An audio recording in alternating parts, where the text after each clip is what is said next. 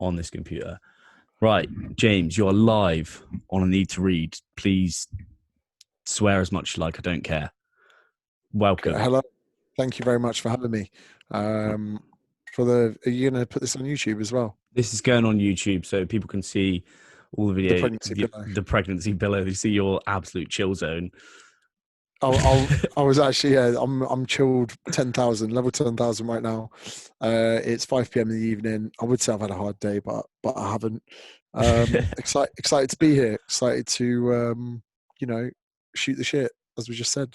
Perfect. Well, you're my first author that I've had on. Sunday Times best-selling author, nonetheless. And you're writing another book. Yeah, I'll try. It sounds weird when you call me an author. I always think, oh yeah, kind of back and back. Oh, yeah, I kind of do that as well. In my opinion, like it doesn't. It's a weird thing for me. I suppose, to use a boxing analogy, I've been winding up a right hand for a few years with building and cultivating a following. So, it sometimes feels a little bit disingenuous to be a Sunday Times bestseller because of how long I spent curating a following that would buy a book, if you know what I mean. Yeah, I know so what you mean. Sometimes I do sit back and I think, did I write a good book or do I have a good bunch of followers? Do I have a supportive crowd? Do you know what's really funny? So, obviously it's taken bribes to get you on here. I've had to send you cookie dough. And thank you for that. That's all right. I've waited around for a little bit and I started clicking through Amazon. I started going on the reviews. I didn't want to read the 5-star reviews. I was like, right, I'm looking at the 1 stars. And they're relatively nice, mate. That's a funny thing. Is one person, she had her face and she looked like the moon emoji, very round. And she's like, I knew it all already. I was like, probably don't. Yeah, mate, I got that. People are like, oh, well, I've been following James for years on Instagram. over the last 3 years of following James on Insta, there's nothing in the book that I didn't know before. So for that reason, it's 1 star. And I'm like, oh, right, okay. So I've educated you for 3 years about all components, macronutrients, nutrition, segmentation of calorie, everything. Yeah. I've charged you $8.99 for it and given you a physical hardback book in which you can gift to people should you not need it yourself. And that to you was not worth the same as a Slimming World 1 month membership. For that reason, I don't think that person could ever be pleased. No, absolutely not. And one of them was quite a nice one. Apart from the start, she's a charlatan with a pretty face. Me? Yeah. Well, what about me? Well, I'd take it. She's probably a Joe Wicks fan or something. This there week was one of them as well. Yeah, you're going to get them. You're going to get a few sour apples, sour grapes. That's what I meant. The other thing is, this week I get the update from my podcast, and this one comment was like, "This is amazing. It's the best podcast I've ever listened to. 3-star review." I was like, how does that work? Yeah, how can it be good if you give me 3 stars? The review sections aren't really the best places to look, in my opinion, because Ant Middleton got a 1-star review for his book being damaged when it was delivered. Well, I mean, he really should have combated that. He should have planned for that. But not even that. That's Amazon or it's W.H. Smith or Waterstones. Someone's done a bad job delivering it and the author has got a bad rating for it. But the thing is, you can't please everyone. And, what I'm excited about in book 2 is that there's nothing that people are going to have heard about. Every time I've spoken to someone about it, I've told them a little bit. And they're like, oh, I've not heard of that today. Or I've not heard of that before. And today's writing was about biases. So I covered the confirmation bias in the first book. Yeah. But now I'm talking about other biases that occur in our life, including the attractive bias. And I've even referenced studies of if you're guilty or not, being good looking isn't going to help you because that's the way courts work. But your sentencing is hugely influenced by how good looking you are. Statistically, they've been studying this for 40 years. And I'm talking big discrepancies, like between 1.7 and 4 years for a felony, depending on how good looking you are. Mate, we're in luck. Good looking people are less likely to be given longer jail sentences. So we've got all of these kind of biases that we don't even know we have. And most of them are automated. And in this big chapter about biases, I'm just making people aware about different things and thinking fallacies. And there's so much in this book. And when I was writing it, I was like, no one is going to be able to say, we've heard that before. Yeah. Apart from if they listen to this and they'll just heard that little segment. Well, I already knew that bit. Yeah. And yeah, I even mentioned in the last podcast, the Fair Points one, about regression to the mean, which is something from statistics.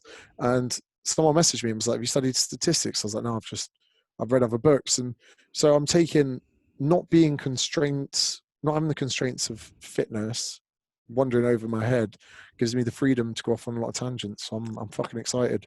Yeah. My editor and my manager and my strategy director, they're like, the book one did its job. They're all looking at me going, I think this is better. That's good. Because it's not fitness as much. Yeah, a little bit. Well, I think we've got everyone have to fucking buy it anyway. So it's a token. It's a followers token. Yeah, and again, get it. I think we have a release for it in 8 days. I think we tell people. Mate, I'm excited for it, and I'll certainly be reading it as soon as it's out. Telling people to read it as well. If it's good, of course. I mean, if it's not, I can't imagine it's not. I'll still tell them to buy it anyway. You just do like a book review. You'd be like, heard it all before. Yeah, heard it all before. Spoke to them on the podcast. Heard it all. Yeah. Yeah.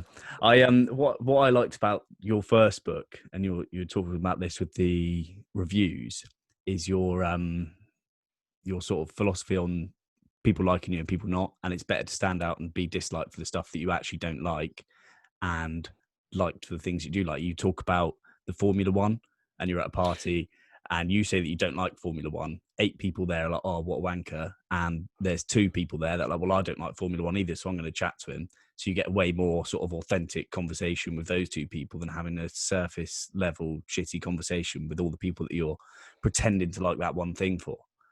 Yeah, 100%. I mean, stand your fucking ground. If I go out for an Italian and someone's like, what pizza do you want? I'll have a margarita. Someone goes, fucking, that's a bit boring. I go, how's that boring? That is the perfect mix of pizza and simplicity. Sometimes more is not better. So how about you back the fuck up and you get your fucking olive-based, mushroom-covered 4-cheese fucking pizza and fuck off. 8 people on the table are going to be like, fucking hell. But 2 people are going to go, James had a bad day. They're going to go, do you know what? I'll have a margarita because what you said was right. Rather than people just being vanilla, I think it's very important that people are polarizing. Again, people do it when it comes to discussions around smartphones and cars and things like that. And Formula One is the topic of contention. Again, when Wimbledon comes around, I'm like, I love having a game of tennis, but I think it's dog shit to watch. Yeah. And so many people suffer in silence, not liking tennis, afraid for the rebuttal of speaking up about it. When you're like, I fucking hate tennis, watching it, they go, me too. You've got something in common. And this is important in building rapport. Have you ever noticed that when you're on holiday, you meet someone from the same town, you're like, fucking hell, mum, it's from the same town as us. Because you have something in common, you've just been brought closer. Yeah. You don't think they're going to rob you. You don't think they're going to steal your stuff when you go to the bar. Because you're from the same fucking town. That means nothing. But because it's a similarity, you build rapport. You are more likely to, I haven't got any evidence to back this up, by the way. You're more likely, doesn't matter. It's in a book. You're more likely to let someone into a car parking space if they have the same car as you. Guarantee it. Golf drivers, there's a community of like-minded people. You had all the choices of a car and you picked golf. Yeah, love golf. There's surfers, skateboarders. Jiu-jitsu, yeah. Like all these people, you see someone with a gi in their car, you're like, you do jiu-jitsu. Because they have opted also to kill people in pajamas, you have something in common. So these similarities, you can only really get out from people by being polarizing. Yeah, definitely. I think one of the things I found, like when I went out to Oz, reading your book before I went, I've kind of had a transition. I reckon about 24 years of my life, I was just pretending to be someone I wasn't. And I did that. I've done that. And I think that's the other people underestimate that stuff about your content and like stuff that you write it is about life and it does help with life. The relationships I've made sort of since leaving England and then having to come back, way more authentic because like I'm not pretending to like shit that I don't like. If people are like, oh mate, like when I was in Bondi in the hostels, like, oh, do you want to come down to what's that on the front? Muscleria. Nah, that other one that's on Bucket List. Bucket List. So, oh, do you want to come down to bucket list and have margaritas. And I was like, well, no, I don't really like margaritas. I'm not going to come down. Oh, you're fucking boring. I'm like, well, it's not boring. It's Just don't do it. really Yeah. sugary drink that I just can't be arsed with. And I kind of just want Mate, to go to bed so I can get up and go for a swim in the morning. have you ever been to Germany? No. I wrote about this in the book. I love different cultures. Like cultures are all very vastly different. But you go to Germany, Darren and I checking into a hotel. I'm like, mate, that restaurant across from here, is it any good? No. Oh, thanks. Like in England, they'd be like, do you know what? I've been there a couple of times. The both times I've been there, it's not been the best. I mean, you can go there. We fluff around things where when you get to like German culture, they just say, no, hey, I think you're really pretty. Am I able to get your number? No. Well, you have a nice day. Rather than we just waste time otherwise. But yeah, you're completely right that you just do things you want. And do you know what? A lot of people misunderstand what you're doing, especially in British culture, and think you're a wanker. But I like to think now that all of my friends, when I tell them I'm enjoying something or I'm having a good day or, you know, that I really liked what they produced, they know I'm not lying. Yeah. Because then it's just, and the thing is, you are, I don't know if people say this, but you're Mr. No Bullshit. For me, you just like, there's fuck all that's like a lie. Like when I have spent time with you, I haven't once like doubted and thought, well, I don't know if that's real there. Because for the whole time that I've like watched your shit or like read your book and like, it's probably been about 3 years. I've been like, well, do you know what? It seems like he's telling the truth. You've almost got like a Ricky Gervais kind of approach. Like, and Like, I'm not trying to blow smoke up your ass there, but like it is that no bullshit approach it makes people, like you say, accept what you're saying, especially when it's nice as well. And that's, you're like, yes, James means it. You're like, yeah, like I'm like, oh, I really like what you're doing there. They're like, oh, you're being sarcastic. I'm like, look, I am sarcastic and facetious about a lot of things, but I'm never falsely nice. Yeah. And there are going to be people that like that trait, and you find that you attract people like you. So when you pretend to be someone, you attract people just like that. You pretend to be overly polite, overly nice, overly, you know, all these things. You attract people that aren't you. So when I meet my academy members and James to the academy, they swear a lot. They like a drink. They like a fucking laugh. Like I meet people that are just like me, and that's the powerful thing. Where if I tried to be really professional when I was a PT in the onset, and I just attracted professional ball bags.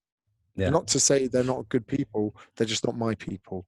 Yeah. Like, yeah. So for me, you know, I think that's a very powerful trait to have. By the way, is that a bunk bed? Yeah, I'm at my uncle's house, and I'm meant to be painting, of course, taking a little break for my full-time career as a podcaster. Staying in my cousin's room, and there's a bunk bed in here. So it beats. There's another bedroom next door that I was meant to be staying in, but I wouldn't fit in the bed. So like the ensemble is good. You've got the face in the natural light, which I like. Bunk bed was an interesting tangent. Where does your uncle live? In Broxbourne, North London, on the River Lee, from the Adele song. Never heard of that before. Yeah, No. well, it's all right to be fair. It's hay fever's mad, which is a bit shit. But and I can't swim because, of course, I'm a swimmer now. Yeah, and no, I've got to say, can't go in the River Lee because it's full of shit apparently. Yeah, and your podcast I listened to yesterday with Ross Edgley. Firstly, when you sent me the picture of that, I was like, you motherfucker! Like, I'm jealous.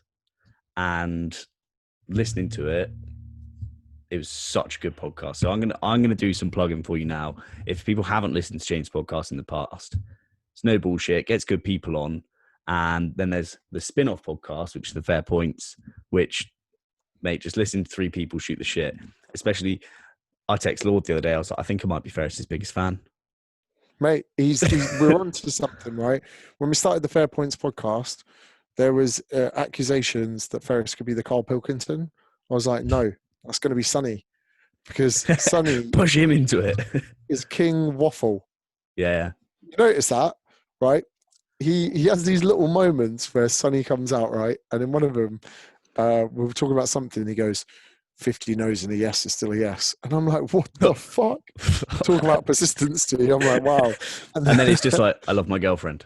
Yeah, he's like, you know, and we were talking about when, you know, when's the right time to first have sex with someone. Me and Ferris like, shooting his shit. And he's like, well, it depends on how much you like the person. That's why we slyly call him Switzerland. Oh, because he's just trying to stay neutral. Don't want to offend anyone. It's part of the dynamic. It's part of the Yeah. dynamic. Well, that's a good thing. They're all going to bring different things. That's what's going to make it such a good podcast. So I'm pleased that you've brought that out. In danger of straying from the point of books, because of course books are really cool, but I obviously appreciate not everyone loves books, and that's why it's good for me to get people on so I can not just review books all the time. Yeah. Like you've written a book, you've claimed you're a secret reader. I don't know if it's necessarily that much of a secret anymore. I think all of your followers know that you read, and that's quite a lot of people. What is the one book would you say had like the biggest impact on your life? You read it and you're like, fuck, I need to change. Do you know what? I hate it because it's so cliche. It's Yeah. the most cliche fucking book ever. It's 4 Hour Work Week. Yeah. And you know, and before people fucking sigh, right? It was one of the first books and it did change a lot. And I know that people, they're like, oh, for the 4 Hour Work Week, I'm going to go to Asia. But for me, I'd always been confined to thinking I had to go to work. Yeah. Like this whole idea of creating an online business, creating a service that no one had before, remotely working from a laptop. I, funnily enough, met a guy in Croatia, went to those waterfalls in Split, and he was working. He's like, oh, I work online. I was like, how the hell do you work online? What do you do? He's like, I'm an accountant. I was Tell like, me how the fuck do now. you do? Yeah, I'm like, how's this? He just said to me, read the 4 Hour Work Week. So I went away and I read it. And my mind was blown every chapter. And I was like, fuck. Like, even the chapter where he talks about walking down the street, seeing a t-shirt, no, wearing a t-shirt, and some people asked him, where'd you get it from? 3 people asked, and he was like, fuck, I should create a store where I sell this t-shirt. He's like, I'm not going to order any stock. I'm just going to create the store, see if how many people go through to the checkout. He checked the demand. Was it worth enough buying the stock? It was. You don't have to be passionate about t-shirts to see a trend. Yeah. And myself, I do something similar with content. One person messaged me about Skinny Jab. I was like, no, I can't be fucked. Second person messaged me. When 3 people in 10 DMs message me about Skinny Jab, I know it's time to do it. Yeah. And with business, one person asks you to be a PT, 2 people, 3 people, right, demands here, create a product, an offering, a service, a sales funnel. And I've never looked back. And that one really opened my eyes to having multiple revenue streams. And otherwise, I suppose I was locked into the 4 walls mentality of being a PT, Yeah. where you need a gym, you have people that come to it, you train them, then they leave. And for me, it was too much of a rigid. Once I read the book, I was like, right, Not doing it. I probably did. After I read that book, I reckon I did another 40 PT sessions ever. And then just done. Online now. So, you know, a lot of people read that stuff, but like for me, it changed my mind about retirement, changed my mind about what I was doing in life. And in essence, once I read that book, I went on holiday and I never stopped. I'm still on holiday now. Yeah. The thing Since is, like 2016. you're extremely hardworking, but it is almost like you're retired as well. Like Yeah, you're kind mate. of Yeah. you're living it now. You get up at like train when you could. I know you are kind of now like train jiu-jitsu in the morning, train it in the evening, go for a swim, write your email, have 3 coffees in the coffee shop. It's a pretty sick life, and you do pretty well out of it. Mate, Like, you know, I'm getting away with murder. Like yeah, I wake up at 6:30 most days. I crawl out of bed, go to coffee, do my emails, talk to my business partner, write a few programs. And you know, it's to the point now where I write 3 programs to the academy a day. That's 1,000 programs a year, but it takes me maybe 20 minutes. I write a yeah, sales email. A sales email will typically get me about 1,000 clicks to either book, merchandise, or yeah, academy. Then at the moment, I write for about an hour a day with work. yeah. I write every day for an hour for a few months, and then I've got a fucking book out of it. It's about investing my time into places that pay back. Then today I've started boxing, so I've got a Oh, boxing coach now. is that because Uh, obviously the jiu-jitsu, you didn't want me to guillotine you? You're thinking you have to go striking. do you know what? Darren and I, there was a time where we couldn't do jiu-jitsu together, but now we're a lot more respectful to each other. But it's Yeah, always been lingering above me that he's a very good striker in Muay Thai. So he's got a good kicking game. He's got a good, punching game. Me, yeah, I'm quite stiff from robotic when I move. yeah. So with the jiu-jitsu stuff, I want to do more stand-up. And John, when I was younger, I always wanted to box, but my mum wouldn't let me. She was Mate, like, I'm not same. having you do boxing. I She used to get just worried. nosebleeds, so I went to a Yeah. couple, and she's like, "You can't do that anymore." I was like, "Oh, come on, mum. How am I going to Well, be tough now? I'm for still me, searching." Mate, and I've always just really wanted to learn and do some stuff. So I got a boxing coach, and it's not that much hard work. I'm learning to weave, I'm learning to combo, I'm learning to keep my gloves by my face, and I'm training for a fight that's probably never going to happen. Yeah. One day, if someone came up to me and were like, right, Darren, James, Chengdu Fight Night 2022, how do you boys feel about doing an MMA fight? Or how do you boys feel about, doing some stand up or whatever it is? Or we do a round of gi, a round of no gi, and a round of stand up. Yeah. It'd be a big fucking surprise for Darren if he realized I'd learned to box. And, This and is your motivation.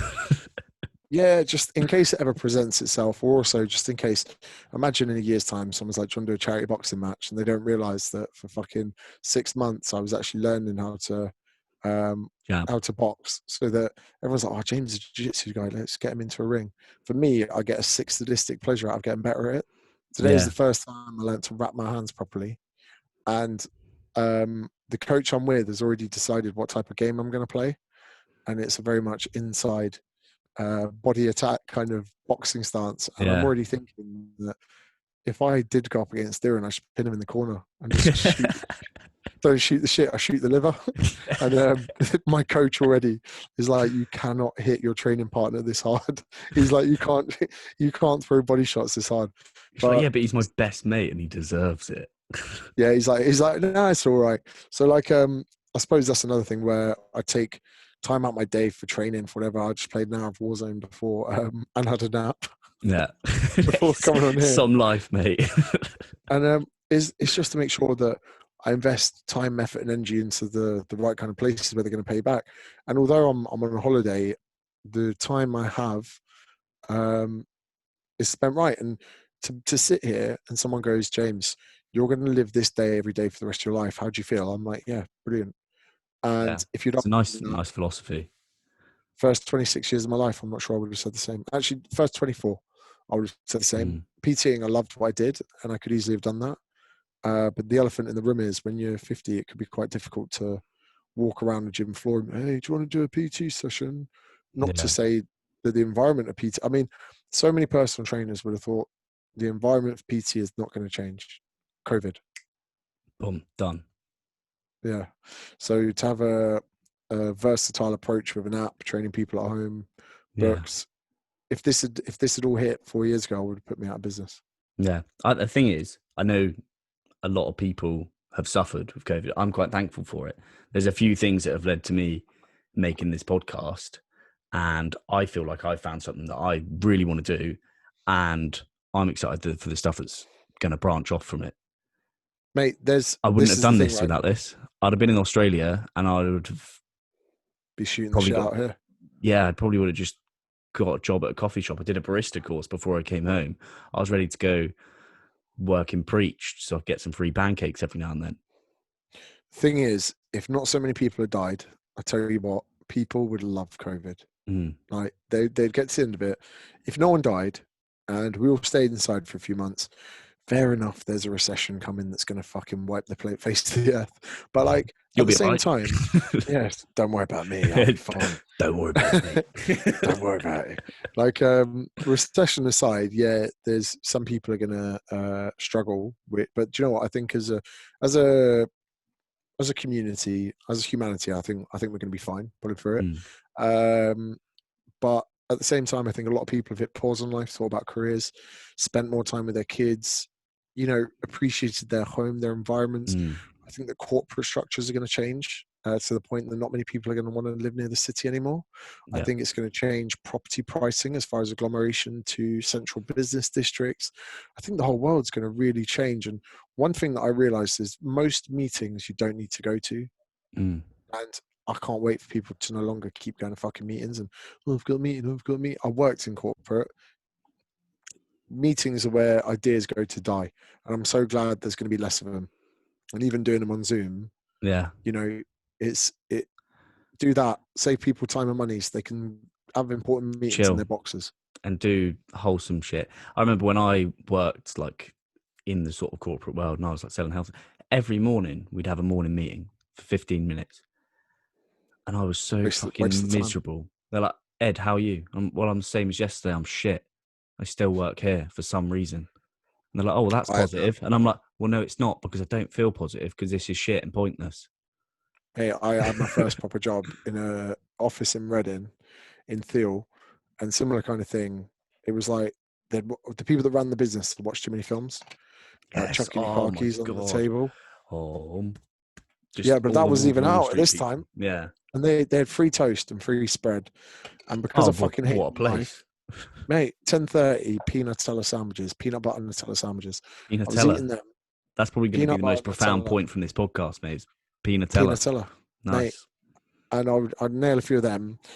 And then I'd just be on mini clip playing games most of the day. I'd be calling Cornwall County Council, putting the phone down and hanging up about 20, 30 times. Then I'd leave it on hold for half an hour so that The stats. Cornwall County Council, yeah, dial 1, dial 2, dial 3, and then it goes back. A lot of them cut out. Cornwall Yeah. County Council does not. And then they're like, James, you're averaging a minute a call, 2 minutes a call. That's fantastic. I was like, yeah, thanks for that. Yeah. I would go drinking on my lunch break with this other lad. This other lad called Colin. He had a master's degree in renewable energy, and he was doing sales with me. And he fucking hated his life. I was like, why are you not working in renewables, mate? Like, oh, I just need something to pay the bills, whatever. We go drinking cider in a park at lunchtime. That's depressing, but at least it Yeah, got you it's through it. depressing, mate. I remember there was one lunch where there was someone sat on a bench. We went and sat on like the swings, like in a kids' park. We're drinking cider on lunch break, and I was like, I fucking hate this job. And you just get through it because you're like, oh, I'm someone in my young 20s. Little did I know, like you said, I could have gone to, like in the UK, we don't have this coffee shop culture that kills me. It's too taken over by Costa Nero, which is shit coffee. Mate, Instead, Starbucks is the worst. Like, you should go somewhere independent, and they should all have their own styles. Like here, we got dairy, we got good one, whatever. They very people in them who enjoy their work and smile, and you know that's missing from the UK. We should be putting young people into sociable environments where they can hit pause in life and just decide what they want to do. yeah, I think that kind of what's good for me is like going out and going and traveling. I started reading sort of before then, and it opened my mind up to a load of different sort of like ideas and things like that. And as soon as you start doing stuff like that, you start to become more open. You start becoming to loads of different things that could have a massive like change or effect on your life. And like going away is the best thing I think people can do. Getting out of Yeah, England, because I think England, I know there's going to be some people that listen to this that aren't in England. I wouldn't really bother coming because I feel like everyone's pretty sad here at the moment. I think that and I said this to Ross Edgley off air yesterday. I went the bad thing at the moment. Everyone's being fucking ostracized and being made to pick sides, whether it's CrossFit, BLM, whatever it is. Social media is a place that so many people go for happiness. No one's going on holiday. No one's being happy. So Yeah. they've had that taken away from them. And yeah, it's fucking. You're right. Not a lot of people are happy. For me, I travelled quite a lot when I was young. I keep forgetting that when I was like 23, I went to New Zealand to play rugby, but I still didn't read then. I got into a few books when I went travelling. How old was I when I first went travelling? Was that before or after New Zealand? It must have been before. I remember reading The Hunger Games Yeah. because I was travelling with the missus and she did my fucking head in. It would have been after that. Shout out to you if you're listening. I would have been about 20. I would have been 22 in New Zealand, 23 when I went traveling, and I really enjoyed it. And I was like, oh, I've got a better reading speed than what I thought.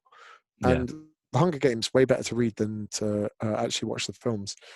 And then when I really started getting into non-fiction, I was like, wow, this is amazing.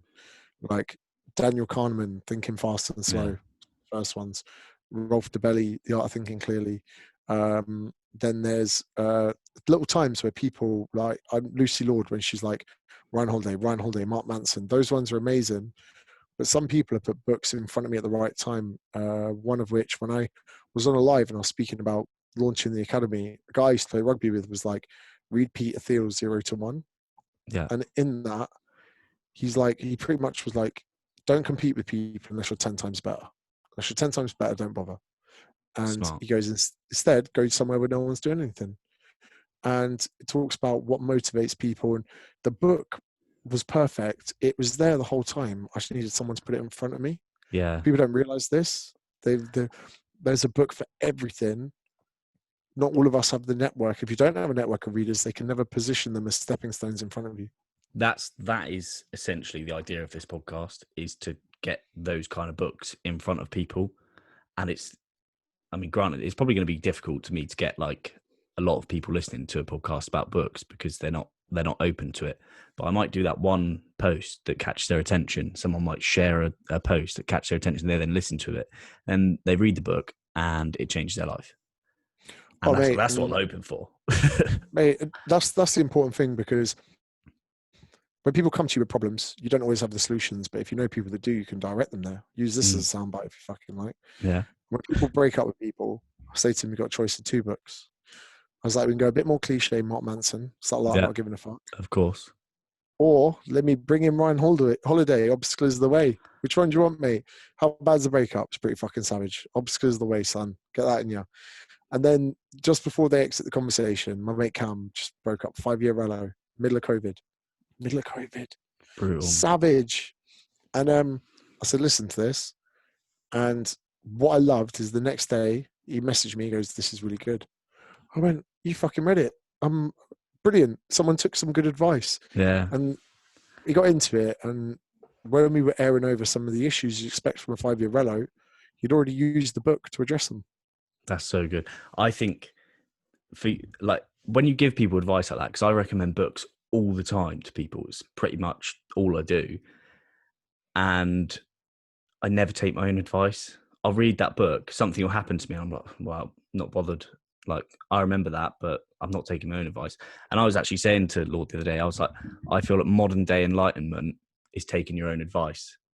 And you can't really give yourself good advice unless you read loads about it, about life. It takes sometimes as well a few people, a bit like that social media post. One person recommends, oh yeah, I will. 2, 3, okay, I'll actually do it. Yeah. Like I said with Ross last night.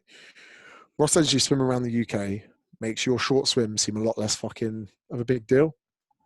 And like Obstacles is the Way, whatever trauma you've just experienced, reading that, you realise you haven't got it so bad. Yeah. And that is just perspective. And perspectives are the main thing, because you can just change your attitudes. Viktor Frankl's like, the last of a man's freedom to choose is his attitude towards any sort of set of circumstances. And that is so true. Although it's really, really, really fucking difficult, it takes practice. But that kind of stoic outlook on stuff is probably the most important thing people can adopt for me. Yeah, is 100%. choosing their attitude. And people straight away will attack you and go, you can't tell me to be happy. You're like, I'm not telling you to be happy. Mm-hmm. I'm fucking depressed, blah, blah, blah. And you're like, I'm not telling you not to be depressed. Yeah. I'm not asking you to change. I'm not asking the world you live in to change. I'm just asking you to look at it through a different lens. That's it. Just take a step back. Yeah. And like you say, it takes practice.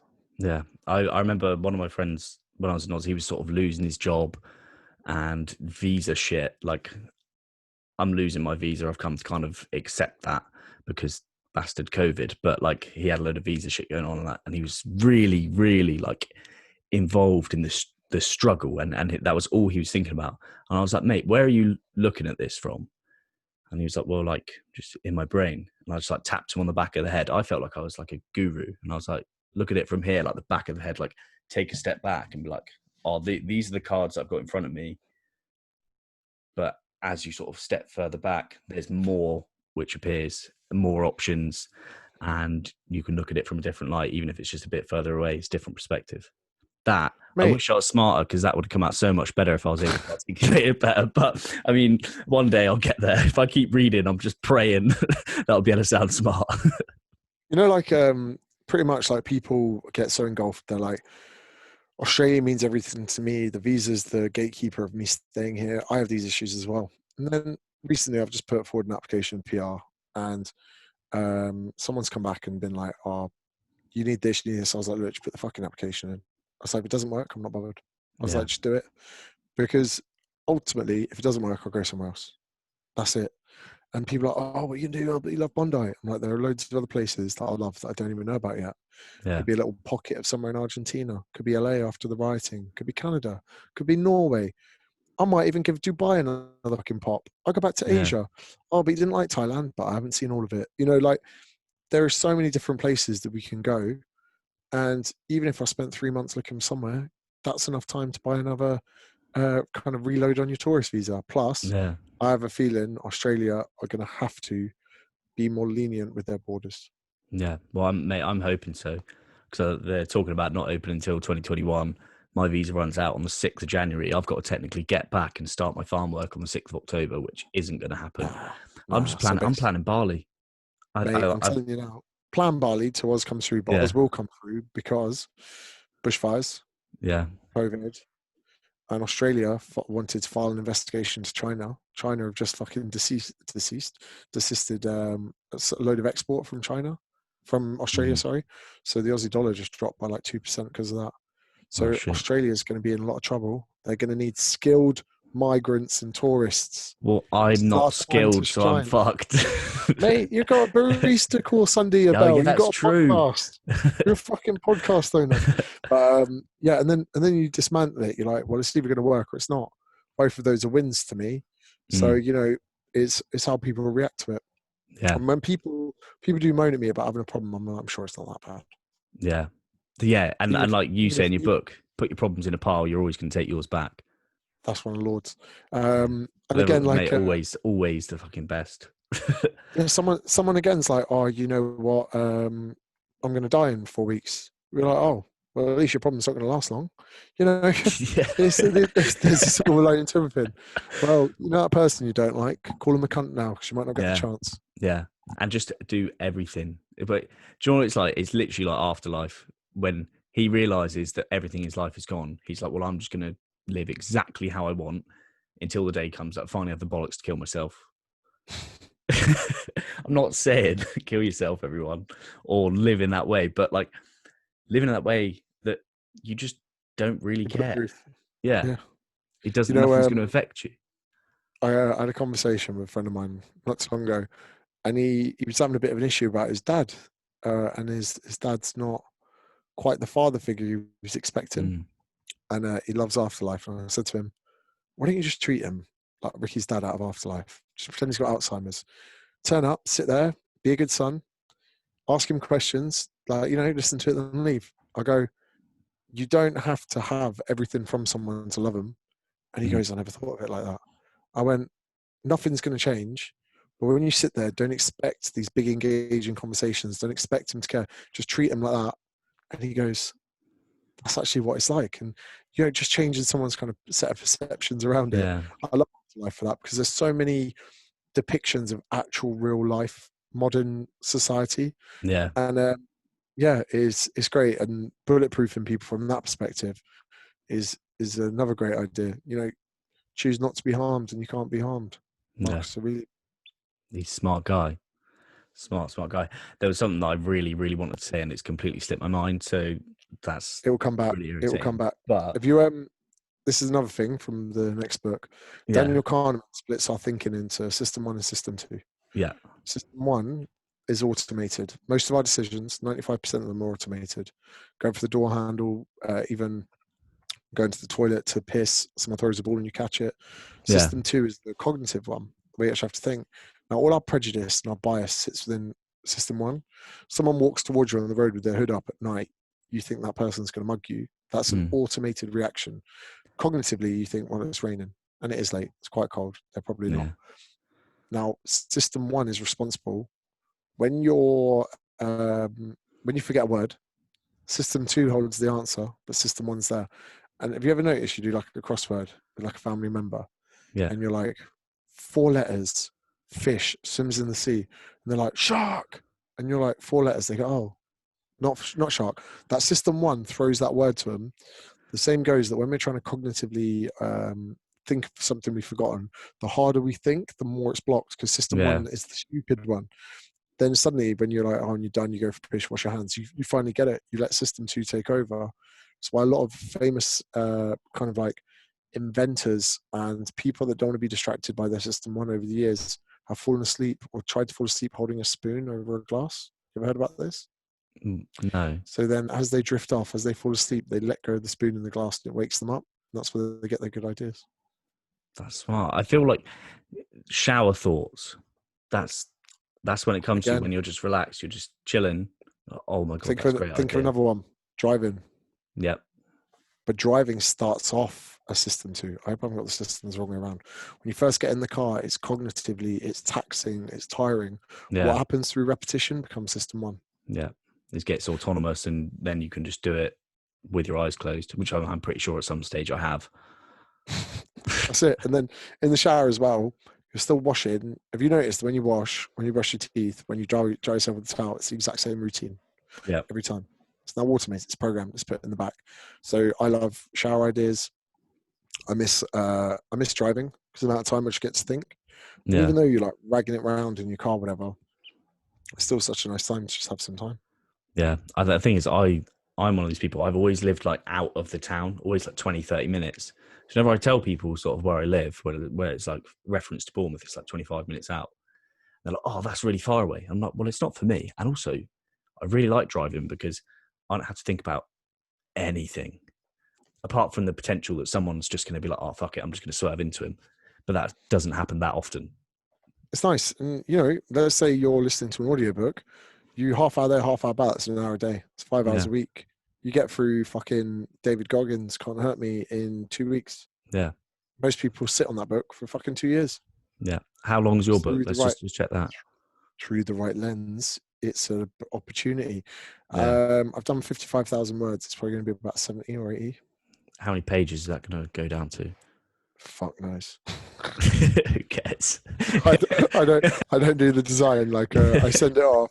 They make it right. It's in so many different fonts, and I got track changes with my editors in the side where she's like, "What does this mean? You need to expand on this. You repeat yourself here. Where are you going with this?" And I'm replying like, "I'm not quite sure." She's like, "Right, what's your point?" And then I write like another 5,000 words. Are you one of those people that sort of like when you've put it down, that's your idea, and you kind of don't want to always be a student when you feel like you're at the top of the game of it, or are you always the student in that sense? Like when your editor comes back for your stuff, do you get kind of offended? Like, well, that's my best work, or are you quite sweet? Nah, she's smarter. She knows what she's doing. She's done it more than me. Same way she wouldn't lecture me at jiu-jitsu or whatever. So yeah, when she says something, I'm like, fair play. This is your realm. Yeah. I'm swimming in your water. So you know, she's the shark and I'm the fish. So I'm like, yeah, cool. And a lot of the time I should agree with her. And then like there's an element of the book where I sometimes trip her up. So I'm talking about pleasure and happiness and how pleasure is a black hole. There's a lot of space references in the next book. I know there's going to be, because I've seen your obsession with Neil deGrasse Tyson, and I've kind of half expecting this to be like not a space book, but definitely a space book. in one of it, so I was talking about how pleasure is like a black hole and it consumes everything. Anything you put near it will be consumed. So I called it the pleasure black hole, brackets, no, not your arsehole. And in the edit, she got past it and she was like, James. And I was like, oh, don't worry, I'm just messing with you. So the whole way through the book, I've got stuff like that. But the thing is, I wouldn't put it past you to put that in there. Mate, yeah, me neither. You know, when I took my nap earlier on, the last 3 times I've been to sleep, I've been learning about space. And my interest in things at the moment are learning about oceans that exist in our universe outside of Earth. Do you know anywhere there could be oceans within our own solar system? Don't know. I wouldn't like to guess. Some of the moons of Jupiter. So Jupiter has got several moons. We've got Titan. It's called Europa. There's another one, I can't remember it. So in essence, there is water on some of these moons. On another one, on Titan, their sea is made out of methane because they've got a different amount of gravity to what we have. Source of gas here is a liquid there. So there's this chap at the moment listening to him on a podcast. He's trying to get a man-made mission going to one of these moons where there's a kilometer of ice to drill through, but underneath they believe there's water. So they want to test that water to see if there's life in there. Because although it's so far away from the sun, it's generating its own heat through the gravity of Jupiter.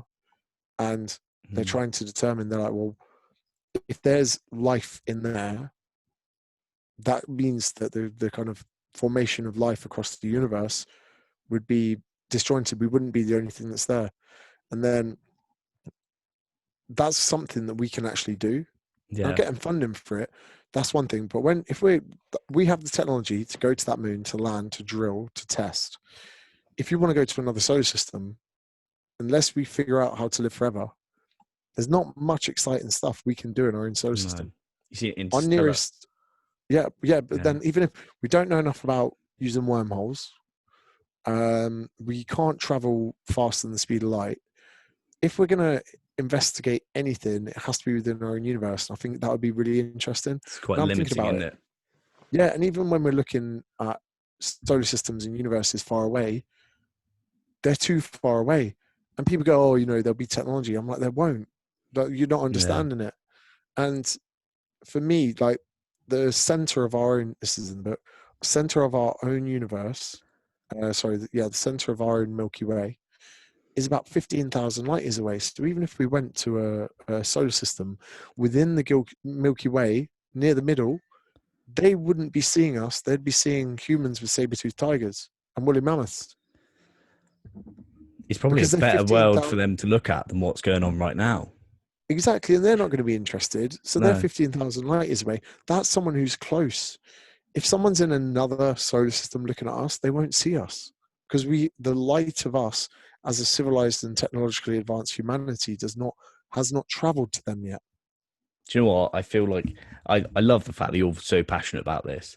And I'm also thinking like, there's no way you as James Smith would have ever got into space if there wasn't books about it, or like you've listened to one podcast and he's jumped on it and you've thought, well, I'm going to read that book or listen to that book, because it's always a never ending, like every night I want to learn before I fall asleep. Like, to me, I just find shit interesting. And I suppose because I have these leisurely days, when you're in retirement, it's a lot easier to take on. I'm sure. Learning's a hobby.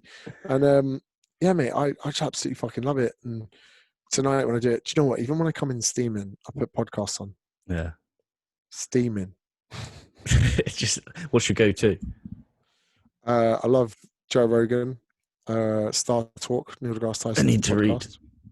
I need to read. It's obviously my top favorite. Yeah. But the thing is about I need to read is they're so good. They keep me awake. Yeah, I know. It's really engaging. Everyone's like, you sitting there, you're probably getting a little bit hard because all the like information's getting you going. And then suddenly I can't sleep. I'm just thinking, I need to get up and seize the day and get on my life. That's pretty much the thought process that goes behind it. Easy. I had another thought, but it's gone. And now I'm thinking about everything you said about the 1 and 2, and it's gone. Did you listen in the last podcast about the people weigh less at the equator? No. People weigh about a quarter pound less at the equator. Well, mate, there you go. That's your secret. So it's through centripetal force, like swinging a conch on a bit of string. You're obviously rotating further around mass at the equator than you are anywhere else. That's insane. Because you're spinning against gravity, which is pulling you in, but the rotation's obviously occurring more there. So Neil deGrasse Tyson did the mathematics. If you then accelerate faster, do you become heavier or lighter? I guess you're heavier. No, lighter. Yeah, because you're being pulled away almost.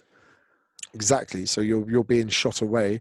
So think of it this way: you've got the rotational forces of the Earth, which are sending you sideways, but enough gravity pulling you down. But if you then send more speed or acceleration in that direction from where you're stood, it will then lessen gravity's effect on you. So if you accelerate the speed of the Earth, you become lighter. How much speed or how quick is a rotation of the Earth? Go. I don't know. Million miles. One full rotation. 24 hours. 24 hours, cool. So how quick do you reckon that rotation would have to occur to become weightless?